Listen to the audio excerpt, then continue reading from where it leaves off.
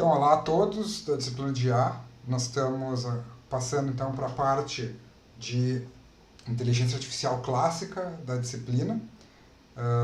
Essa então, depois da introdução que falava de tudo, essa é a segunda aula nesse sentido. A gente vai começar com busca e nas próximas aulas a gente vai estar falando de várias técnicas de busca. Hoje a gente vai lançar as bases para busca e vamos falar das diversas abordagens que a gente pode fazer para resolver problemas através de busca, que é a primeira parte da disciplina.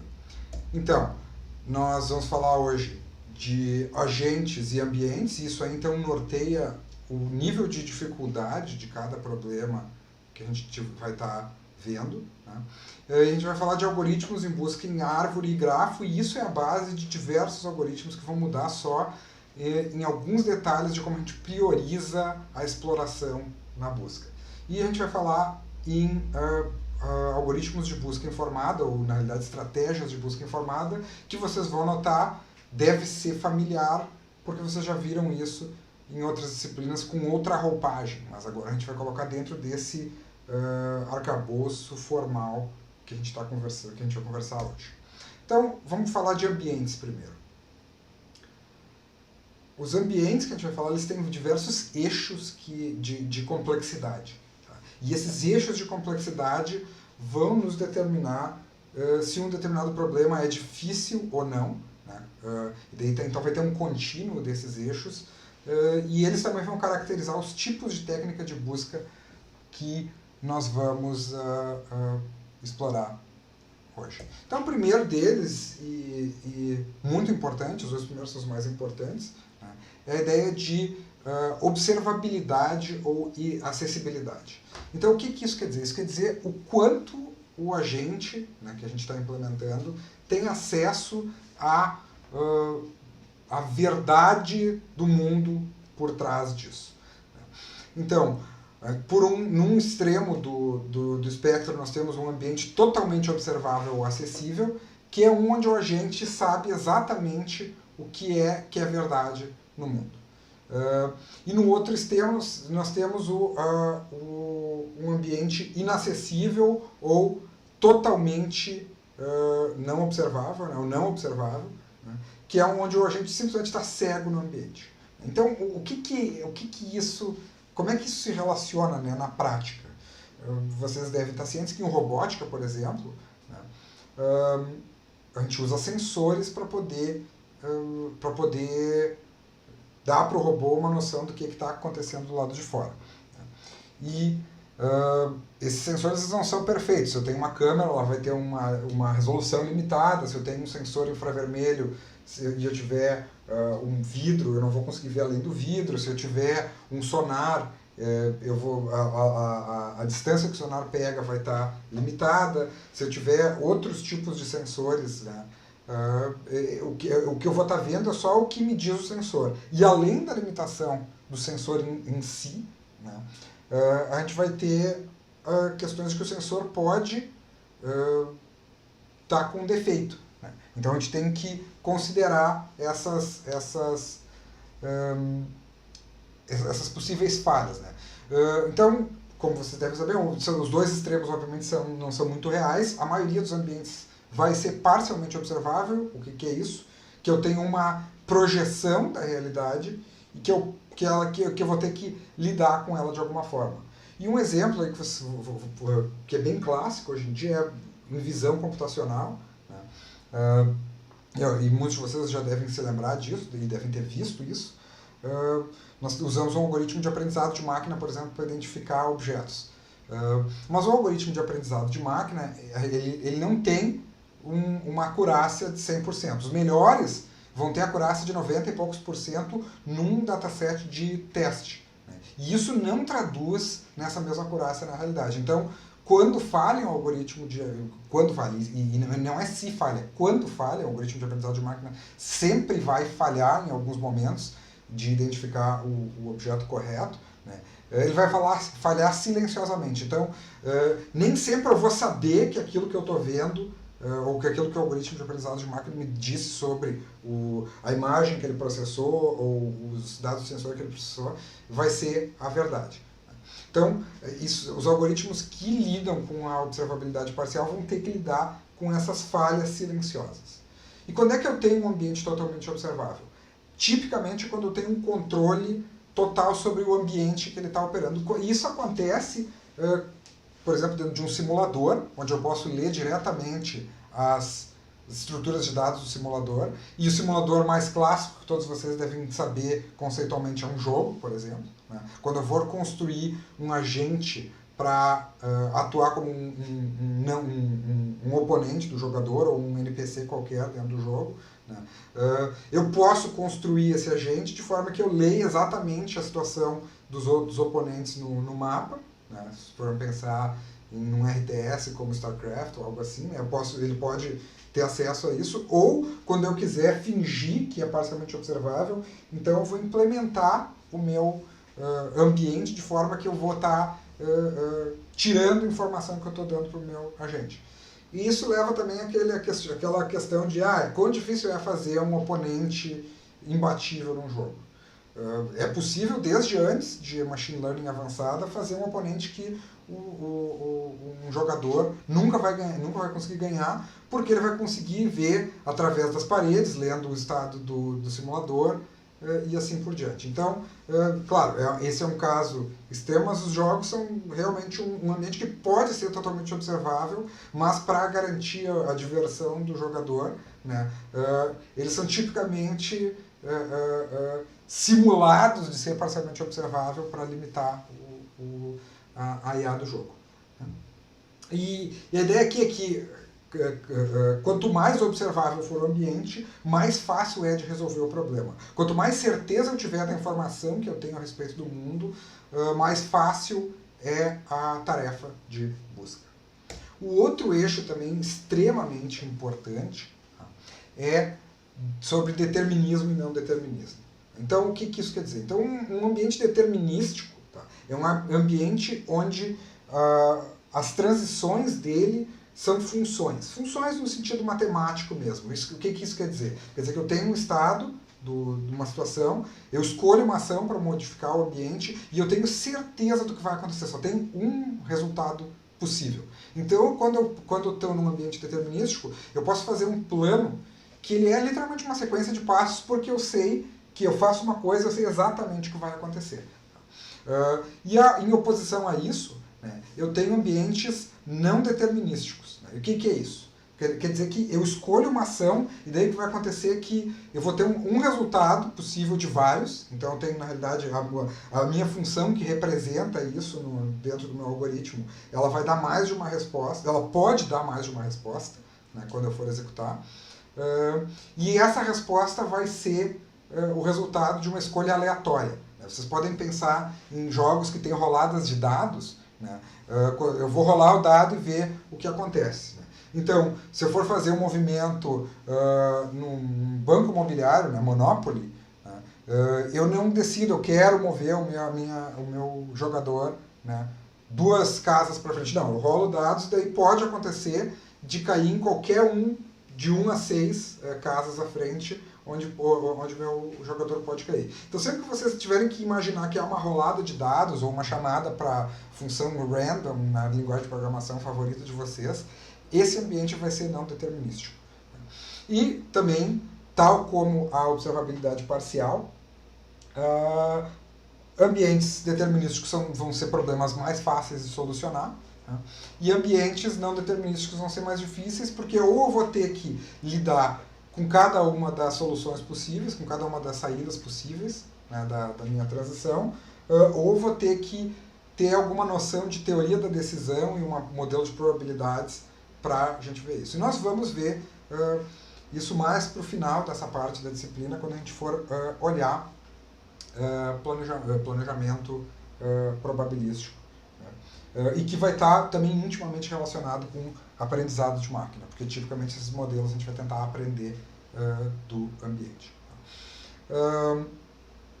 O terceiro eixo, e é um eixo um pouco mais, eu diria, acadêmico nesse sentido, mas ele é importante para aplicações de IA, é a ideia de episodicidade. Então, num ambiente episódico, o que acontece em cada tomada de decisão é completamente independente das tomadas de decisões antes ou depois. Vocês podem pensar nisso que é um ambiente episódico, né? Se vocês pensarem nos seriados de televisão favoritos de vocês, né? Se vocês viram, por exemplo, Star Trek clássico versus Game of Thrones ou algum seriado mais recente, né? O Star Trek clássico, basicamente cada episódio era completamente estanque. A maioria também dos police procedurals, hoje, tipo aquele CSI e outros, né, tem um início, um meio e um fim do episódio e vocês podem assistir os episódios dessa série em qualquer ordem que vocês não vão perder nada. Né. E isso, então, é um ambiente episódico. Enquanto que um ambiente não episódico é um ambiente onde cada decisão que eu tomar, ela vai alterar o meu ambiente para decisões futuras. Mas fora da analogia de televisão, a gente tem vários ambientes reais que se usa IA que são não episódicos, e que são episódicos também. Obviamente o mundo real é não episódico, né? O que eu decidi agora, né? Se eu decidir gastar todo o meu salário hoje numa coisa, a minha decisão no futuro do que eu posso fazer sem dinheiro vai ser afetada. Né? Mas ambientes episódicos, tipicamente são aquelas decisões one shot. Por exemplo, a maioria dos algoritmos de aprendizado supervisionado assume esse tipo de coisa, não assume uma sequencialidade nas decisões. Né? Então, é mais fácil para a maioria dos algoritmos de aprendizado ter essa assumption. Então, por exemplo, se eu tiver algum algoritmo que decide se eu descarto uma peça numa linha de montagem que está saindo de uma máquina, de uma fábrica, né? Cada decisão sobre cada peça é independente. Né? Se eu rejeitei uma peça que está fora do padrão agora, essa decisão não vai afetar a minha próxima peça, ela é uma ideia completamente separada. Por exemplo, se eu também tenho se eu estou usando, e isso são tipicamente problemas que a gente usa aprendizado de máquina para tomar a decisão, né? Se eu tenho, por exemplo, um algoritmo que avalia os exames raio-x de um paciente, né? Então a avaliação do raio-x do Felipe, né, ela é completamente desvinculada da avaliação do raio-x do Rodrigo. Né? Se aparecer algum artefato no raio-x de tórax do Felipe, isso não deve alterar a minha decisão sobre se o Rodrigo tem ou não tem enfisema pulmonar ou alguma coisa assim. Né? Então, a ideia de episodicidade eu posso escolher, posso tomar uma decisão agora e essa decisão é desvinculada de todas as demais decisões. E por quase fim, a gente tem a noção de ambientes estáticos versus dinâmicos. Então, um ambiente estático é um ambiente onde só vocês estão controlando, só o agente que vocês estão implementando está controlando esse ambiente e nada mais, e ninguém mais e nada mais, nenhum outro processo. Então o que acontece é que no ambiente estático eu posso tomar o tempo que eu quiser para tomar uma decisão. Que não vai ter, o estado até eu tomar a minha decisão não vai mudar. Enquanto que o ambiente dinâmico ele está sujeito a outros processos e possivelmente outros agentes, né, a alterar o estado enquanto eu estou pensando. E daí vocês, também, eu gosto de fazer essa analogia com jogos, porque eu, quando ainda tinha tempo, era gamer, mas vocês devem pensar em jogos de estratégia em tempo real, né, como, por exemplo, o StarCraft, e jogos de estratégia turno a turno, como, por exemplo, o XCOM, se vocês já jogaram, que vocês tomam uma decisão, né, enquanto vocês estão escolhendo as ações de cada um dos personagens de vocês no tabuleiro, ninguém mais altera. Daí vocês apertam um botão e acontece tudo. Enquanto que em RTS, se vocês ficarem pensando muito sobre o que fazer na base de vocês, vai ter outro jogador, ou IA, que vai fazer dar um rush da unidade mais barata que ele está utilizando. E daí também, mais no mundo real e fora do domínio de jogos, né? Controlar um carro autônomo, por exemplo, né, ele vai ser dinâmico porque vai ter outros processos acontecendo. Se o carro está em movimento, as decisões de vocês, né, se vocês demorarem muito tempo para decidir dobrar uma esquina, perder uma esquina ou acertar o pedestre, né, então isso é um ambiente dinâmico. Enquanto que, se vocês, por exemplo, estão controlando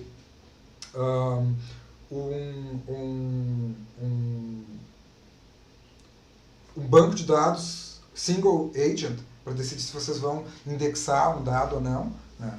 Vocês podem esperar um tempão para tomar essa decisão, porque se só vocês têm acesso ao banco, né, só vocês vão poder mexer.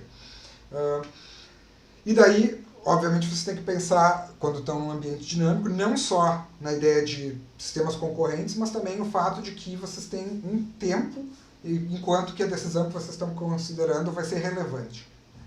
Então, ambientes estáticos são mais fáceis, ambientes dinâmicos mais difíceis.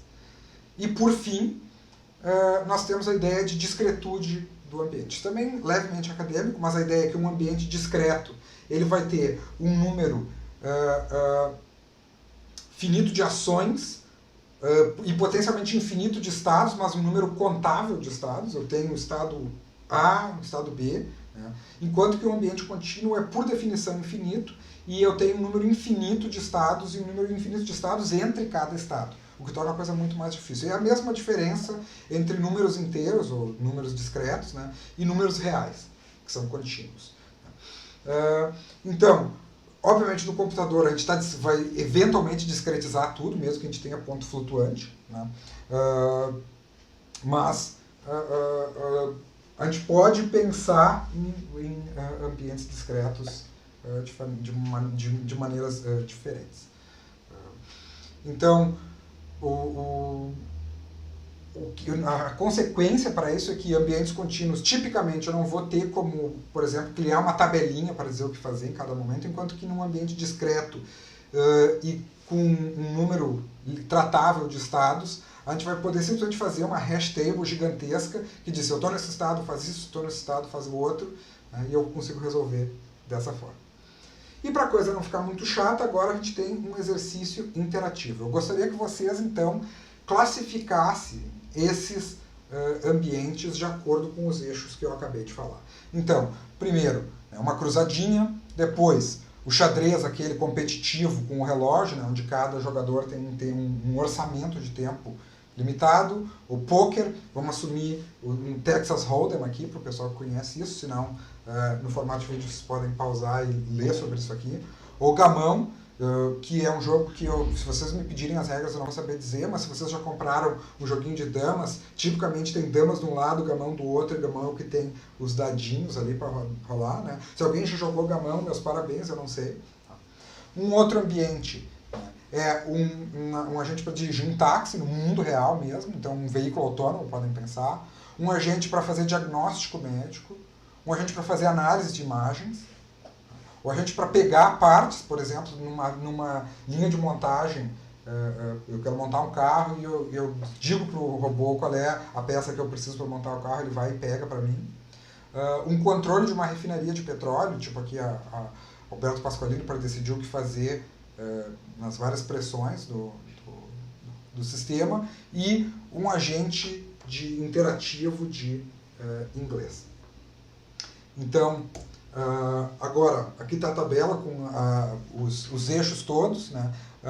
Aqui eu não mencionei os agentes, mas é uma variação do ambiente estático. Aqui o número de agentes, então, é um agente multi-agente. Não, o problema é um ambiente multi-agente, é um ambiente onde tem vocês agindo, mas outros agentes também. E um ambiente single agent é um agente que só tem um agente, no caso vocês, tomando a decisão. Então eu gostaria que vocês pausassem o vídeo e tentassem resolver isso aqui num papelzinho antes de ver as opções que eu marquei. Então pausem o vídeo agora e daqui a pouquinho eu continuo. Então vamos ver como é que funcionam esses ambientes, como é que eles se classificam. Então o primeiro deles é fazer uma cruzadinha. Então, em termos de visibilidade, ele é totalmente observável, porque a gente consegue ver tudo que tem na cruzadinha, né? a gente talvez não saiba a resposta no início, mas uma vez que a gente escreva na cruzadinha, está tudo lá. Só tem um agente, que é vocês que estão atuando, né? Estão modelando, são vocês mexendo. É determinístico, porque né, vocês decidem que não tem nenhuma rolada de dados, vocês decidem que letrinha escrever e é isso que fica lá. É sequencial, porque a decisão de que letrinha colocar vai afetar, né, quando vocês estiverem colocando as outras palavras, por exemplo, em outras colocarem uma palavra horizontal, né, isso vai definir que palavras vertical vocês conseguem pôr. Né. É estático, porque não tem nenhum outro processo mexendo na cruzadinha, né, a não ser que vocês queiram modelar o pai de vocês pegando o jornal e sacaneando vocês, né, mas isso não no ambiente em si não tem. E é discreto porque, apesar de ter uma combinação bem grande de letras que a gente poderia querer colocar na cruzadinha, né, eu consigo contar todas elas. Segundo, né, o xadrez com relógio é totalmente observável, porque a gente consegue ver todas as peças no tabuleiro, inclusive as do oponente. Né, né, a gente não tem nenhuma, não tem nada que a gente não está modelando a mente do oponente, a gente não tem controle do que ele está pensando, mas tudo que o oponente faz a gente vê. Tem múltiplos agentes, obviamente, vocês, o jogador, né, e o oponente, então tem que modelar as decisões dos outros jogadores. É determinístico, de novo, não é um jogo de dados, então não tem, né, não rola um dado para ver se o cavalo move de uma maneira ou de outra, então a gente sabe exatamente o que vai acontecer depois de cada movimento. É sequencial, de novo, porque né, todas as configurações do tabuleiro vão afetar o que a gente vai poder fazer no futuro, então não é totalmente estanque as decisões. Ele não é totalmente estático por causa do relógio ou por causa do oponente que vão estar alterando a configuração, né, em termos de tempo disponível ou de disponibilidade no ambiente enquanto vocês estão jogando. E de novo é discreto, tem um grande espaço de status, mas é um espaço de status que dá para dar um número exato de quantas configurações tem. O poker é parcialmente observável, porque vocês não conseguem ver as cartas do oponente, né? E daí vocês estão pensando em Texas Hold'em, por exemplo, algumas das cartas até virarem, vocês também não veem tudo. Né? Tem múltiplos agentes, os outros jogadores têm que ser modelados. É estocástico, porque vocês não sabem exatamente se a estratégia de vocês... não sabe exatamente quais são as cartas que vão virar no Texas Hold'em, né? E cada rodada se reembaralha tudo. Né? E vocês não sabem o que o oponente vai fazer quando tentam dar um blefe ou colocar dinheiro. É sequencial, né? O dinheiro de vocês, na medida que vocês estão... Se vocês apostarem demais no início do jogo, né, e não der fold racionalmente, vocês não vão conseguir continuar no jogo, então vocês não podem pensar em cada mão como totalmente isolada. E é estático no sentido de que ninguém mexe nas cartas enquanto vocês estão pensando. Apesar de vocês criarem a ira dos oponentes, vocês podem tomar o tempo que quiserem para tomar uma decisão. E de novo discreto, tem as 48 cartas no baralho, vocês podem... na verdade é mais do que 48 cartas, 50 por causa dos dois coringas, né? Vocês podem enumerar todas as mãos possíveis, mas tem um número para isso. Gamão, aquele jogo que ninguém entende, é totalmente observável como damas, até onde eu sei. É um jogo com múltiplos jogadores, como damas também. É estocástico por causa dos dados. É sequencial, também parecido com damas, porque as configurações, as escolhas de vocês vão afetar o futuro. Né? E é estático porque ninguém mais mexe enquanto vocês estão jogando. Não tem tempo, não tem nada. E é discreto, de novo, também como damas, a gente tem como enumerar todas as configurações possíveis.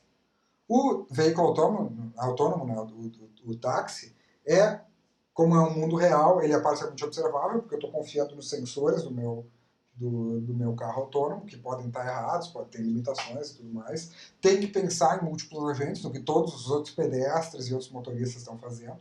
Né? A gente também tem que pensar em estocasticidade, porque o mundo real, apesar de eu poder ter um modelo físico super bom, eu vou ter que, no mínimo, modelar a estocasticidade do que eu acho que os outros vão estar fazendo, para me defender deles. Mas mesmo assim, tipicamente, em robótica, a gente modela tudo de forma estocástica.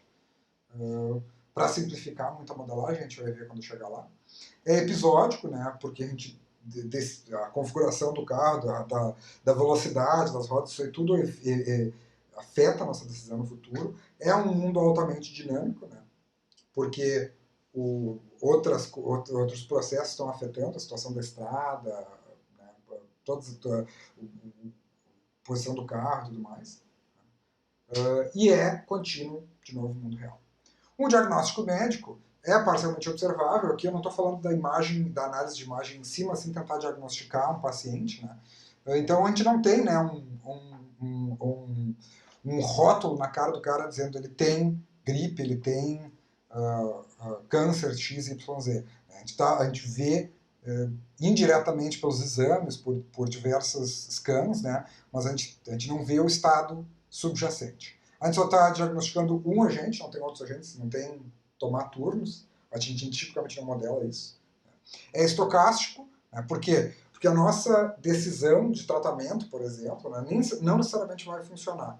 E até teve essa discussão agora da cloroquinina e tudo mais, né, que é um jogo de números. Eu escolho um tratamento, né, e muitas pessoas, se o tratamento é eficaz, muitas pessoas vão melhorar, mas nem todo mundo vai melhorar, e aí tem até uma pequena probabilidade de, com o melhor tratamento possível, um paciente piorar. Então isso tem que ser modelado na nossa decisão.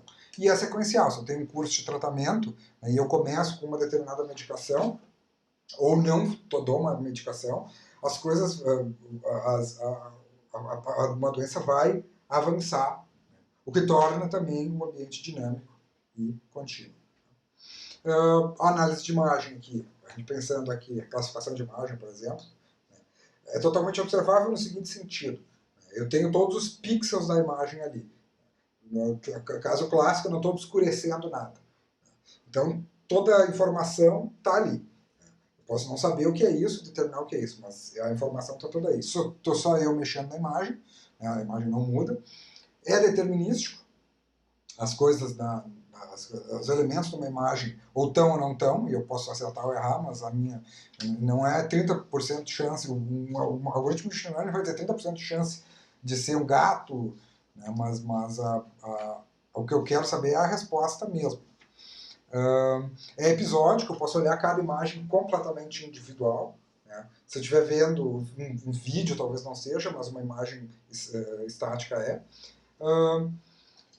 Ele é estático, esse semi aqui eu não entendi muito bem, mas vamos dizer que não seja.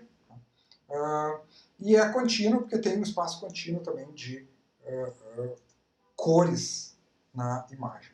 Um robô parcialmente observável, que é o robô que pega partes, né, por uma linha de montagem, por exemplo, porque eu não consigo, o meu robô não está usando sensores tal como o táxi, né, então isso vai ter limitações. Tipicamente, se a gente está falando de robôs industriais, o que acontece é que o robô está isolado, a gente tenta não deixar pessoas chegar perto da área que o robô pode fazer alguma coisa, né? A gente assume que o robô está sozinho. É estocástico, de novo, em robótica a gente tipicamente modela, se a gente, por exemplo, quer pegar grasp, né, que é agarrar alguma coisa, a gente modela que tem uma chance de pegar o objeto e outra chance, né, do objeto cair e pegar de maneiras diferentes. É episódico, depois que eu pegar uma parte eu ignoro, né, as partes que eu peguei antes, que eu vou pegar depois, e é um ambiente altamente dinâmico, tem no mínimo a gravidade para se importar, né, que a gente tem que levar em consideração. E, de novo, mundo real contínuo. Um controlador de refinaria, de novo, parcialmente observável, estou colocando sensores, né, no petróleo que eu estou refinando. Né. Um só agente, estocástico, porque, de novo, mundo real, né, a gente tem que modelar muitas decisões estocasticamente. Né. É sequencial, eu tenho uma temperatura que vai levar a certo comportamento dentro da refinaria, e eu posso levar uma situação, por exemplo, com pressão em algumas partes da refinaria que eu não tenho como recuperar, e de fato isso é um acidentes comum, os acidentes que mais acontecem são porque as pessoas não consideraram a sequencialidade da situação. É dinâmico, está tudo acontecendo e é contínuo. E um tutor inteligente, né? De novo, parcialmente observável, o tutor não consegue ler a mente do aluno que ele está tentando modelar, vai ter múltiplos agentes, eu tenho que pensar na interação com o aluno. Né? E também estocástico, eu não tenho certeza que as intervenções que o tutor está fazendo vão ou não funcionar para ensinar o aluno.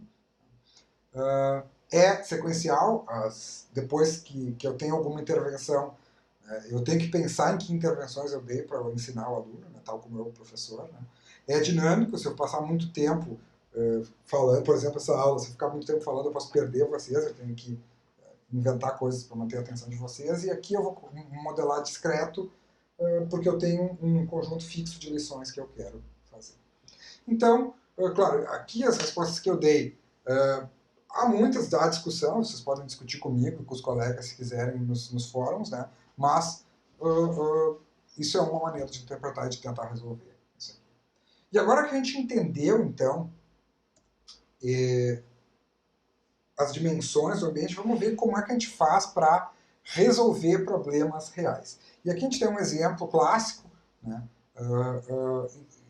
do mundo do aspirador de pó, que nós vamos usar para falar dos vários tipos de problemas e como eles poderiam ser resolvidos aqui. Né. E o mundo do aspirador de pó, então, vocês imaginam que a gente tem um robô aqui, tipo Rumba, mas aqui eu coloquei ele meio antropomórfico, com sujeira no chão, né, ou não sujeira no chão, e 2 quartos A e B. E eu tenho que limpar todos os quartos. Então, a gente tem várias sequências de percepções que o robô pode ter. Ele tem um sensor para dizer se tem sujeira ou não, ou talvez onde ele esteja, né? E eu tenho que decidir o que fazer. E daí a ideia é que eu quero fazer um agente que limpa um quarto se ele estiver sujo, ou move para o próximo quarto para limpar se o quarto que ele está agora está limpo. Então, como é que a gente decide o que fazer e como é que a gente modela quantos estados tem nesse problema? Então, é isso que a gente vai falar nos próximos minutos. Então, a gente vai querer modelar a resolução disso como um agente, que é a nossa abstração, e a gente vai ter um algoritmo que é o nosso algoritmo mestre de tomar decisões, dentro dos quais a gente vai injetar todos os algoritmos que a gente vai falar nesse curso. Então, o nosso agente simples, né, de resolver problemas, né, ele tem 2 entradas, que é uma percepção e o estado interno atual, e daí ele vai tentar gerar sequências de ações, ou estratégias aqui, e essas sequências vão ter outras naturezas ao longo do curso. Né? E o que tipicamente o que a gente vai fazer vai ter, primeiro, receber as percepções e atualizar o modelo de mundo que ele tem via as percepções, e daí, se eu já tenho um plano de ação, eu vou pegar a primeira ação, aqui na linha 8, e executar ela, né? E tirar ela do meu plano para executar elas sequencialmente. Se a minha sequência de ações está vazia, quer dizer, eu não sei o que fazer, eu tenho que decidir o que fazer. E decidir o que fazer, então, e como resolver isso, e como preencher essa sequência de ações, é o objetivo das aulas dessa parte da disciplina. Então, a primeira parte é o agente olhar para o seu estado interno e decidir de alguma maneira qual é o objetivo que ele quer atingir. Então, a gente vai ter várias ideias de teoria da decisão no fim da disciplina para escolher isso aqui. Né? Mas o que nos interessa agora é como eu modelo o problema. Então, isso a gente pode tentar fazer isso automaticamente, mas em muitas situações nós mesmos vamos modelar isso automático e dar para um algoritmo de resolução. E no caso dos algoritmos de resolução que a gente vai usar agora, são algoritmos de busca. E essa busca, então, em cima do problema que eu formulei, vai me gerar uma sequência de ações. Então, essa ideia de escolher o objetivo, né, é escolher basicamente o que nós estamos tentando resolver. Formular o problema, né, quer dizer escolher as ações que nós vamos dar, que a gente vai ter disponível na hora de fazer ou de usar um algoritmo de busca. E isso vai dizer os estados que eu vou considerar e os estados que eu não vou considerar. E a ideia é usar um algoritmo de busca, então, né, e esse algoritmo de busca visa examinar as sequências possíveis de ações de forma que eu veja os estados que essa sequência gera e, eventualmente, chegar num estado objetivo e escolher a melhor sequência de ações que leve isso. Então, a ideia é que o algoritmo de busca tem um problema como entrada e tem uma solução na forma de um plano e, tipicamente, uma sequência de ações, mas não necessariamente uma sequência de ações. E o que vai acontecer é que essa solução, essa dita sequência agora, mas que pode ser outra coisa, vai depender do tipo de ambiente que eu estou. E a complexidade desse ambiente também vai depender do tipo de ambiente que eu estou. Então, o problema mais simples que eu posso ter é um problema determinístico totalmente observável. Isso que a gente vai ver nas próximas 2 ou 3 aulas. Então, isso é o que a gente chama de problema de um estado. Né? E por que um estado? Porque a minha função de transição é determinística, né? E, portanto, quando eu decidir executar uma ação, eu sei exatamente o que vai acontecer e eu só preciso me preocupar com um estado de cada vez. Se eu tenho um ambiente estocástico, o que acontece é que uma ação pode me levar a vários estados, não tem um estado só me preocupar, e eu tenho que me preocupar com vários estados ao mesmo tempo. E a solução, nesse caso, é uma sequência. Se eu tenho um ambiente não observável, ou seja, eu não sei, eu não tenho nem como saber onde eu estou, enquanto eu estou resolvendo o problema, né, enquanto eu estou executando o plano, então o que eu tenho é um problema de conformidade, porque o que eu vou ter que fazer é, dado o conhecimento da função de transição, eu tenho que tentar fazer uma sequência que induza a uma solução independente de onde eu esteja começando. E a gente vai ver alguns exemplinhos daqui a pouco. E daí nós temos o final, a última coisa que a gente vê nessa disciplina são os ambientes não determinísticos e ou parcialmente observáveis. Isso quer dizer, então, que as minhas ações não têm um efeito específico, ela pode ter vários efeitos, eu vou ter que pensar a respeito deles, e o que eu ver do estado também eu não tenho certeza absoluta em que estado eu estou. Então eu tenho que sempre lidar com probabilidades, o que nos leva a um problema de contingência. Então quer dizer que meus planos agora, eles têm que ser planos de contingência, porque eu tenho que considerar, e se o resultado da minha ação for A, ou for B, ou for C, e se, né, eu olhar, os meus sensores me disserem que isso é verdade. Então eu posso estar em vários estados por causa dessa leitura do sensor. Então o que vai acontecer é que agora o meu plano vai ter que ter eu vou ter que alternar entre executar o plano, ver o que acontece e daí decidir o que fazer. E daí eu posso ter um plano estático desde o início, mas que vai ser uma política. E uma política não é uma sequência, mas é sim uma árvore, onde eu executo uma ação e daí eu vou seguir os ramos da árvore dependendo do que o ambiente me disser que aconteceu, e daí eu vou ter ifs dentro, dizendo, se eu chegar nesse estado, então é isso, se eu chegar nesse outro estado, então é esse outro. Então essa árvore vai ser quase como se fosse um programa. E daí, muitas vezes, o que é mais eficiente, como esses problemas são difíceis, é eu buscar e executar de forma alternada, para não ter que pensar em todas as milhares de possibilidades, os trilhões de possibilidades das minhas ações. E por fim, que a gente não vê nesse curso, são problemas de exploração, onde eu tenho que também definir o espaço de estados enquanto eu executo o meu algoritmo. Então, vamos ver no mundo do aspirador de pó como é que esses problemas se comportam. Então, a gente tem o nosso mundo do aspirador de pó, que a gente primeiro vai tentar decidir, bom, quantos estados tem o mundo do aspirador de pó? Se eu modelar o meu mundo do aspirador de pó como uma variável binária, representando eu estou no A ou estou no B, e uma variável binária para a sujeira no A e outra variável binária para a sujeira no B, então eu estou modelando o meu espaço de estados como se fossem 3 variáveis binárias.